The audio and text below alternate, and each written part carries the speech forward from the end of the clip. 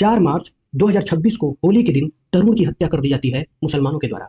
27 मई 2026 को बकरीद के दिन सूर्या की हत्या कर दी जाती है मुसलमानों के द्वारा। इसके बावजूद क्या आपको लगता है कि हिंदू मुस्लिम भाईचारा संभव भी है? इस प्रश्न पर विचार करने से पहले एक नाम हमेशा याद रखना, महात्मा गांधी। महात्मा गांधी महात्मा गांधी ने हिंदू मुस्लिम एकता के लिए जितना अथक प्रयास किया था, इतना किसी ने भी नहीं किया है। इसका सबसे बड़ा एग्जाम्पल है असहयोग आंदोलन। असहयोग आंदोलन का भारत की राजनीति, भारत की स्वतंत्रता, भारत की आजादी से किसी भी प्रकार का कोई लेना देना था ही नहीं। असहयोग आंदोलन का उद्गम खिलाफत आंदोलन से जुड़ा हुआ है और खिलाफत आंदोलन भारत के मुसलमानों द्वारा शुरू किया गया था तुर्की के खलीफाओं को सपोर्ट करने के लिए।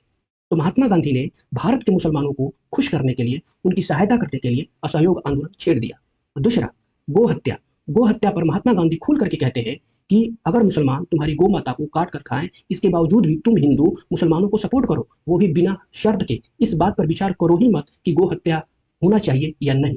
तीसरा, अफगानिस्तान को भारत के मुसलमानों ने निमंत्रण दिया था कि तुम भारत पर आक्रमण कर दो। तो गांधी जी क्या कहते हैं कि अगर अफगानिस्तान और भारत के मुसलमान भारत पर आक्रमण करते हैं तो मैं भारत के मुसलमान और अफगानिस्तान का सपोर्ट करूंगा। क्यों? क्योंकि ब्रिटिश सरकार निकम्मी है, भ्रष्ट है और सत्ता में रहने के योग्य है ही नहीं।